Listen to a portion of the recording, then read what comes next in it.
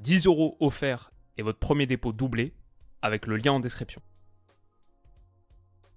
Les amis, bienvenue, j'espère que vous allez tous très bien, très content de vous retrouver pour cette nouvelle vidéo. On est dimanche et mardi il y a un gros truc.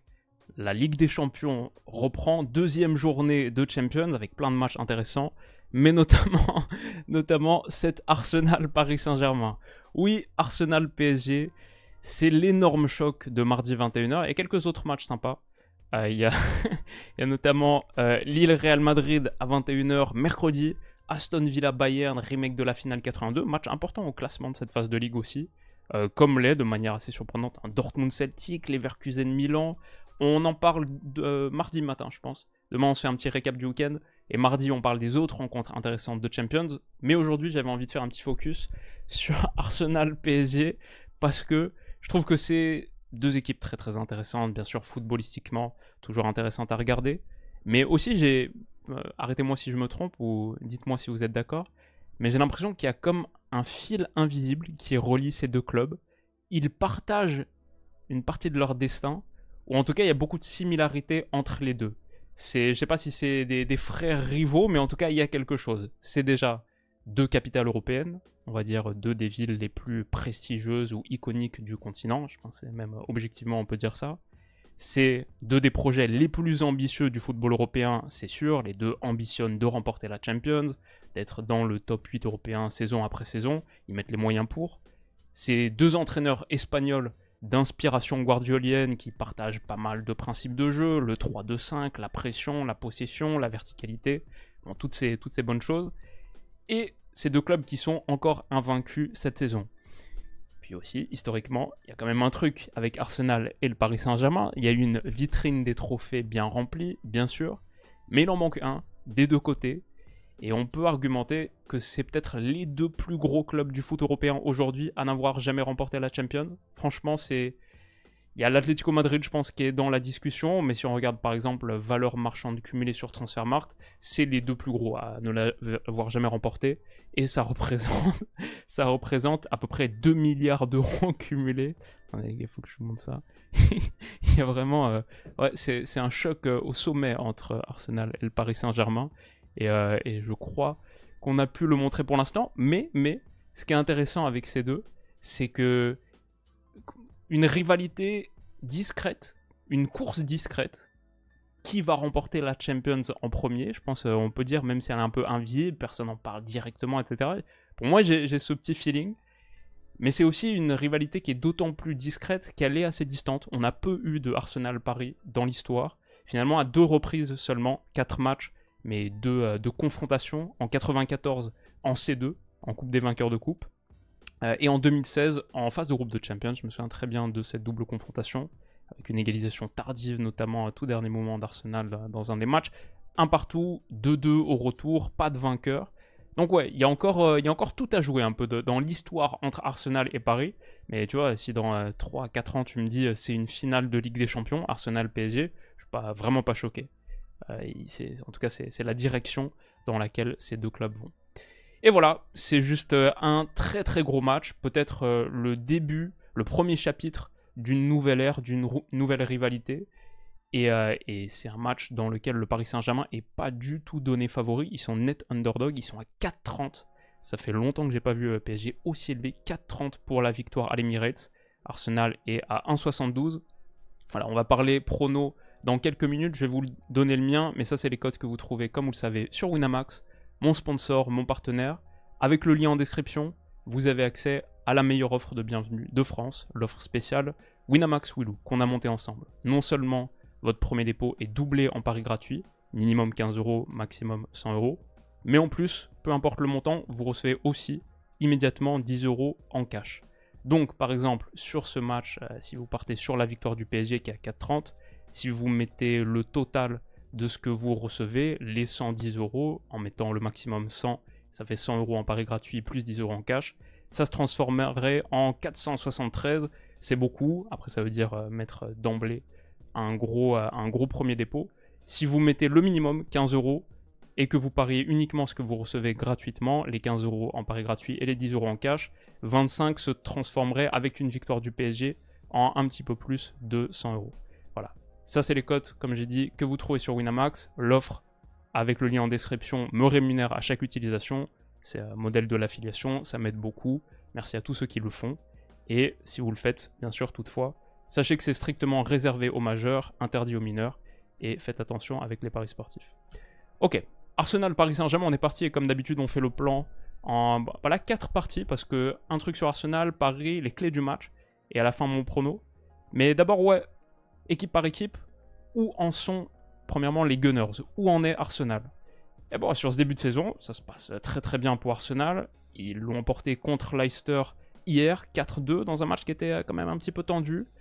Et juste, ils sont sur une bonne série, 2 rencontres invaincues. Ils ont démarré avec une victoire contre les Wolves, mais ensuite, je trouve que le résultat surtout, victoire contre Villa à Birmingham, contre Tottenham à Tottenham, et un match nul contre City à City, plutôt une bonne manière de démarrer. Aussi un nul contre Brighton. Ils ont un début de calendrier, un début de saison costaud niveau calendrier, et pourtant ils sont invaincus, 4 victoires, 2 nuls en Première Ligue, victoire en League Cup aussi contre Bolton. C'était leur semaine était costaud là. Il y avait eu ce match contre City à l'Etihad, qui bien sûr a tourné comme on le sait, avec une conflictualité croissante entre ces deux clubs, et ça me plaît. Un petit peu moins de respect, un petit peu plus de tension. Je trouve ça important entre le champion et le dauphin depuis 2 ans maintenant. Ça peut prendre un petit peu plus cette dimension perso, je sais pas si c'est très populaire comme opinion, mais perso ça me fait bien kiffer. Mais c'était un match en tout cas tendu, nerveux. La frustration domine peut-être pour les Gunners parce que tu concèdes le match nul dernière seconde sur cette frappe de John Stones. Mais à la fin, t'as pris un point à l'Etihad. C'est peut-être le match le plus difficile de la saison en ayant fait toute une mi-temps à 10 contre 11. Ouais, je pense qu'il y a de quoi être satisfait fondamentalement du résultat. Et derrière, ils ont enchaîné avec une victoire 5-1 contre Bolton en League Cup, avec notamment un doublé de Nwaneri, qui a fait une très bonne entrée contre Leicester. Et ça, c'est le match que j'ai regardé hier. Donc, victoire 4-2. J'avais aussi un œil double écran sur Chelsea-Brighton, le quadruplé de la mi-call. Je pense qu'on en parle demain dans le récap. Mais il y a eu un petit moment de flottement quand même pour Arsenal. Ils reviennent des vestiaires avec des intentions de jeu différentes, cèdent beaucoup plus le ballon, on va en parler dans les faiblesses de cette équipe. Et Leicester est revenu, à la fin, ok, ric-rac, mais ils le font sur ce centre dévié, Ndidi, ok, 3-2, 4-2 au bout du bout. Voilà, c'était un petit peu tendu. Contre l'Atalanta aussi, je trouvais qu'en Ligue des Champions, c'était pas fou, 0-0 avec seulement 6 petits tirs en 90 minutes. Ils avaient eu besoin de cette double parade de Raya sur penalty contre Etegui, magnifique double arrêt. Donc il y a eu des moments un petit peu où ça était un petit peu plus fragile côté Arsenal, mais à la fin, comme on a dit, bon, ils sont invaincus. C'est 8 matchs, toutes compétitions confondues cette saison, 5 victoires, 3 nuls, dans le top 3 de PL, à un point de la tête de Liverpool, égalité de points avec Manchester City. Donc ouais, c'est un bon début de saison pour Arsenal. Et en plus, le calendrier en Champions, par exemple, Shakhtar, Inter, à Giuseppe Meazza, ça c'est quand même costaud. Même le Sporting Portugal, belle équipe, à Lisbonne, pas facile. Monaco, ok, c'est un bon Monaco. Mais Dynamo Zagreb, Girona, et dans l'ensemble, Arsenal est favori, je pense, quand même de tous ces matchs sur le papier. Donc, ils ont un calendrier robuste, un peu musclé, mais pas le pire. Quand on regarde, il y a d'autres équipes qui ont pire. Et voilà à peu près où en sont les Gunners. Je pense, ce qui est important quand même à signaler, c'est que niveau 11, il y a des absents majeurs. C'est pas forcément le cas de Kieran Tierney, Zinchenko, Tomiyasu qui manque à l'appel, mais qui offrait un petit peu plus de profondeur. Surtout Mikel Merino, qui a toujours pas joué, je dirais, pour l'instant. Ouais, qui a été recruté cet été. Au milieu, il aurait fourni une option supplémentaire. Il est out. Et bien sûr, Martin Odegaard, le capitaine, le leader technique, verbal, tout, qui est pas là, qui s'est blessé en sélection avec la Norvège. Et du coup, niveau 11, je sais pas exactement. Ce que je peux dire, c'est que ceux que j'ai mis en rouge un petit peu plus foncé, c'est pour signifier quand même la belle profondeur de banc Arsenal. S'ils font 5 changements et que c'est Sterling, Trossard, Jorginho, White et Nwaneri qui est entré sur les 2 derniers matchs, intéressant, qui a joué les 2 derniers matchs, je veux dire, qui est intéressant. C'est pas mal pour ajouter à un Saka, Martinelli, Gabriel Jesus qui était titulaire contre l'Atalanta, pas ce week-end du coup. Je me dis peut-être un petit peu de rotation et c'est lui qui jouerait. Rice partait, ça normalement ça devrait être le cas. Gabriel Saliba aussi. Et après sur les côtés, j'ai mis Calafiori, Timber, mais ça pourrait être autre chose. Ça pourrait être Timber à gauche, Ben White titulaire par exemple. Un petit peu plus dur de prévoir le 11 exact de Mikel Arteta parce qu'il a pas mal d'options de rotation. Et parce que dans l'ensemble, je dirais que le 16, 17, 18, plus que le 11 d'Arsenal est très très costaud. La bonne nouvelle pour eux, bien sûr, c'est que Raya revient dans les buts et il sera titulaire, comme il était contre Leicester. Ça donc, c'est la situation d'Arsenal. Et Paris, où en est le Paris Saint-Germain? Bon, Paris aussi fait un très très bon début de saison, et invaincus aussi, ils sont au sommet de la Ligue 1 avec 5 victoires, 1 nul en 6 journées, la meilleure attaque de très très loin, 20 buts en 6 matchs. Bon, Marseille avec une victoire là, dimanche peut revenir, aujourd'hui peut revenir à la hauteur de Paris et de Monaco. On a un beau trio en Ligue 1 là, qui domine les débats. Mais voilà, ça c'est la situation du PSG en France. Barcola bien sûr est en feu, encore un doublé ce week-end pour lui. Magnifique, la frappe à la Thierry Henry pour ouvrir le score, et aussi celle-ci qui permet à Kang In-lee de marquer dans le but vide. Donc même le troisième but, il est impliqué dessus avec une frappe sur le poteau. Contre Girona peut-être en Ligue des Champions. Ouais, Barcola donc il est à 6 buts en 6 journées de Ligue 1. Donc ouais, il est très très chaud. Contre Girona, comme je disais, on a analysé le match. 1-0 à la toute fin sur un contre son camp de Gazzaniga. C'était un petit peu tendu, mais quand même le Paris Saint-Germain avait quand même fini avec 26 tirs à 3. Une bonne dernière demi-heure avec beaucoup d'occasions générées. Moi, je trouve que c'était un résultat mérité dans l'ensemble. Et ouais, le début de saison est plus que correct pour Paris. Donc deux belles équipes qui s'affrontent. Niveau absent, beaucoup aussi. Hernandez, Kimpembe, Ramos, ça c'est bien sûr de longue date. Désiré Doué aussi. Heureusement pour Paris, il y a le retour probable de Donnarumma et peut-être aussi de Vitinha, aux dernières nouvelles. Là, je m'enregistre, il est dimanche 14h16. Vitinha est pressenti comme apte, et Donnarumma, c'est plus même du 90%. Si Vitinha était là, j'imagine qu'on aurait un milieu Vitinha, João Neves, Zaïre Emery. Mais attention à Fabien Ruiz aussi, qui a clairement une place à jouer. Et après, il y a l'interrogation devant. Asensio pourrait revenir à temps. Kang In-lee était très intéressant dans ce rôle de faux neuf contre Rennes. Et Kolo Muani, moi je trouvais, a fait une très très bonne entrée contre Girona, mais est-ce qu'il serait titulaire contre Arsenal aussi? Donc là, je ne peux pas vraiment dire. Ce que je peux dire, c'est que le 15, 16, 17, 18 du Paris Saint-Germain est moins fort que celui d'Arsenal. Je trouve qu'en sortie de banc et dans l'ensemble, la profondeur, c'est pas tout à fait au niveau. Voilà, là j'ai mis une ligne Mendes, Pacho, Marquinhos, Hakimi, je pense que ça devrait être le cas. Mais il y a peut-être que Beraldo vraiment qui peut concurrencer qui que ce soit ici. Skriniar, c'est quand même en dessous, avec les blessures d'Hernandez, de Kimpembe, etc. À droite, qui est-ce qu'il y a vraiment derrière Hakimi, Zagué? Compliqué, donc voilà en gros à quoi ressemble le 11 parisien, avec pas mal d'interrogations, surtout sur ce poste-là et le 9 devant. On verra exactement. Mais passons aux clés du match. Ouais, ça c'était donc le centre de Mendes contre Girona. Les clés du match, j'en vois 5. La première pour moi, c'est vraiment qui aura le ballon, parce qu'on a deux équipes qui adorent le ballon, qui aiment avoir du contrôle, deux entraîneurs qui valorisent le contrôle de la possession, et je dirais que le Paris, ça se voit sur leur capacité leur propension à multiplier les passes, le redoublement, le jeu court, s'installer dans le camp adverse. Arsenal, c'est parfois plus tranchant, plus vertical, mais ça se voit sur l'intensité de leur pression. Encore une fois contre Leicester ce week-end, des récupérations de Calafiori, défenseur central sur le papier ou défenseur gauche, qui se retrouvaient dans cette zone pour aller couper et pour faire de la contre-pression, regagner, relancer un cycle de possession. On le voit aussi ici, à 1-0, 37e minute. Ouais, une grosse présence dans la moitié adverse, et à la fin ça va faire un ballon gagné. Je vais dire en plus, Arsenal vit par le ballon, parce qu'ils savent bien attaquer un bloc bas. C'est un truc sur lequel ils progressent avec Mikel Arteta depuis des saisons maintenant, et ils trouvent les petits décalages, le jeu de mi-espace, même sans Martin Odegaard, en tant qu'architecte et chef d'orchestre, pour trouver, tisser la toile et trouver vraiment l'intervalle parfait, la petite passe. Honnêtement, même Calafiori dans cette position, c'est très bien intégré au jeu positionnel d'Arsenal dans le dernier tiers. Et si tu recules trop contre eux, c'est compliqué. Donc c'est pour ça, si Paris se retrouve dans une situation où il cède 60% du ballon à l'Emirates en plus, pas facile. Moi j'étais allé à l'Emirates voir un Arsenal-Newcastle saison dernière. Newcastle s'était totalement fait étouffer. Ils avaient passé la première mi-temps dans leur camp, parce qu'Arsenal, quand il t'étouffe, c'est costaud. Et si Paris se retrouve dans cette situation, avec la qualité d'Arsenal sur le jeu positionnel de dernier tiers, comme ça face à un bloc bas, c'est une situation très dangereuse dans laquelle être, et tu veux pas être dans cette situation. Mais à contrario, quand Arsenal est sans le ballon, les 15 premières minutes de la seconde contre Leicester ce week-end, ouais, j'ai vu aussi à quel point ils sont vulnérables. C'est pas une équipe qui s'organise très très bien en bloc médian bas. Contre City, ok, à 10 contre 11, ils ont tenu quasiment toute la deuxième mi-temps, mais dans un bloc plus que bas, avec une adaptation tactique très très spéciale.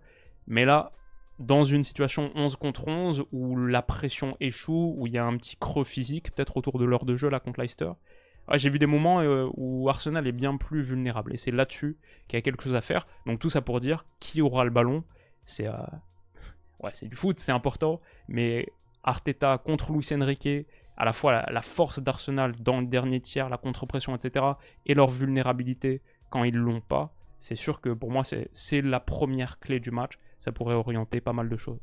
La deuxième, je dirais, la défense des coups de pied arrêtés, parce que c'est à la fois quelque chose dont Arsenal a fait une spécialité récemment, et c'est aussi une vraie zone de vulnérabilité pour le Paris Saint-Germain, on l'a vu l'année dernière. Contre Leicester, j'ai encore vu la même chose avec par exemple un petit bloc de Partey pour permettre à Gabriel d'attaquer le premier poteau avec beaucoup de vitesse. Il se retrouve totalement isolé comme ça au premier pour mettre une tête sans opposition. Il faut un gros arrêt d'Hermansen qui a fait un beau match pour Leicester malgré les 4 buts encaissés. Et c'était aussi le cas contre City, bien sûr, où il avait mangé Walker. Elle était ouf cette action. Et il va finir seul à 2 mètres de la ligne de but.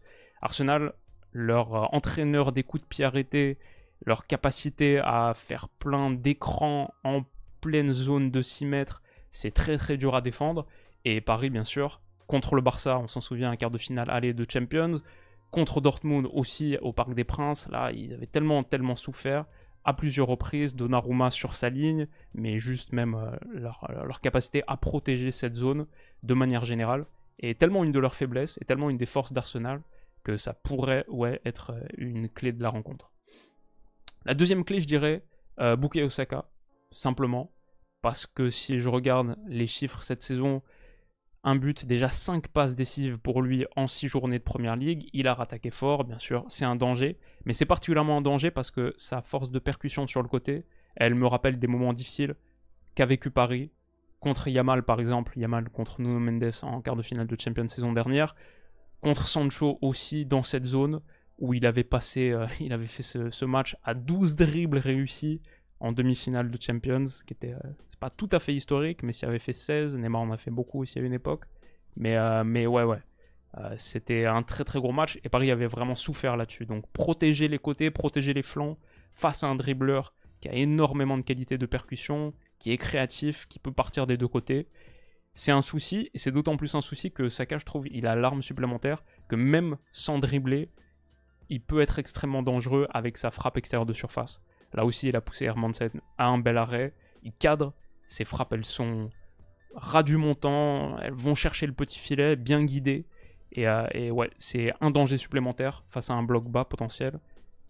Saka, juste ouais, le meilleur joueur d'Arsenal. Encore plus en l'absence de Martin Odegaard en face. Forcément. Ça, c'est un gros danger et une clé du match. Je dirais quatrième clé, le 9 parisien.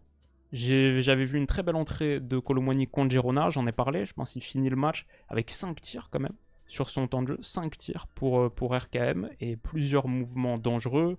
Il y avait eu ça, c'est une frappe qui aboutit à pas grand chose du but, mais aussi des centres en retrait pour Dembélé. Là, il avait été très très dangereux sur le dernier tiers du match. Et qui est-ce que tu mets vraiment en 9 ? On a dit, ouais, il y a la possibilité Kolo Muani. Il y a Asensio aussi, il revient à temps, celui qui est le plus faux neuf peut-être, mais Kangini est sur une bonne performance récente. Barcola, Dembélé, ok, là il n'y a pas de souci, mais ouais, comment est-ce que tu fais là ? Et en grosso modo, à quoi ressemble ton animation offensive en l'absence de Gonzalo Ramos, bien sûr, sans Kylian Mbappé ? C'est une question clé. Et enfin, la dernière chose, je dirais simplement l'impact des entrants. Là où il me semble y avoir peut-être la plus grande différence de qualité entre Arsenal et le Paris Saint-Germain. Par exemple, Arsenal contre l'Atalanta, ok, ils ont démarré avec Jesus, Saka, Martinelli.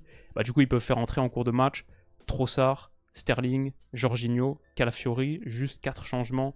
Tu fais entrer cette qualité-là, c'est vraiment pas mal. Je compare au Paris Saint-Germain ce week-end, par exemple, avec les quelques absents qu'ils ont en ce moment. Ce week-end contre Rennes, ils n'avaient même pas un banc plein. Et c'est Kolo Muani, Skriniar, Mayoulou et Mbaye qui rentrent. Ouais, c'est pas la même qualité. Et Paris pourrait souffrir de plus en plus au fur et à mesure que le match s'écoule. Attention, entre la 60e et la 90e, peut-être un moment compliqué à vivre pour Paris dans ce match. Mon prono, c'est que je pense qu'Arsenal va faire une très belle campagne de Ligue des Champions. J'ai pas trop d'inquiétude là-dessus. Je vois une belle équipe et je les vois plus capables d'aller le faire en Champions, limite qu'en Première Ligue. Juste petite intuition comme ça, on verra à la fin de saison. Mais je pense quand même qu'ils peuvent faire une belle campagne de Champions en perdant contre Paris, qui est aussi invaincu. C'est le choc entre deux invaincus. Paris est très très intéressant, sort d'une belle rencontre contre Rennes, même avec des absents.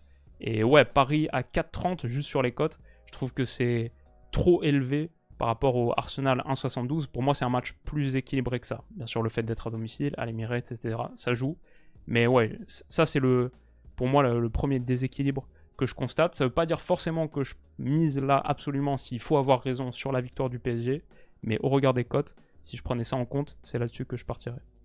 Ça va être un match très très important pour mesurer le niveau réel des deux. Pour Arsenal, ils ont déjà eu un gros test contre City, on a parlé des autres rencontres aussi, ils ont eu un gros calendrier, mais Paris c'est un peu leur premier énorme choc de la saison pour mesurer le niveau et jusqu'où ils peuvent aller cette saison.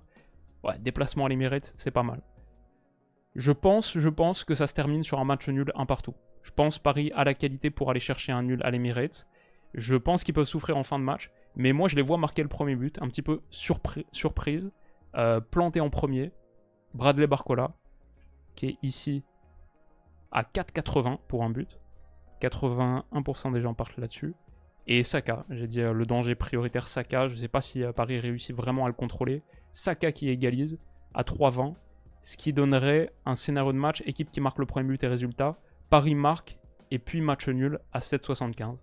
C'est un peu le scénario que j'imagine. Et si vous voulez contrôler deux des issues de la rencontre, il y a PSG ou nul qui a 2, que je trouve attractif, 59% des gens vont là-dessus. Mais voilà, je vais dire un partout, Barcola Saka, et un match très très kiffant à suivre, avec beaucoup d'analyses tactiques à faire, ce qu'on produira bien sûr au coup de sifflet final. J'espère que cette petite preview d'Arsenal Paris Saint-Germain vous aura plu. Deux clubs qui se sont peu joués, vu leur stature, vu leur envergure et vu leur direction, vu leur trajectoire. Donc ouais, je trouve un match qui en appelle d'autres. Et en tout cas, celui-là, il va être kiffant. On se retrouve demain pour un petit récap du week-end, je pense. Il y a beaucoup de choses à dire. Et mardi matin le plus tôt possible pour faire la preview des autres rencontres de Champions. Belle semaine en perspective. Donc soyez au rendez-vous. Merci d'être là comme toujours les amis. Prenez soin de vous. Passez une excellente semaine. Et déjà une bonne fin de dimanche. Et je vous dis à bientôt. Bisous.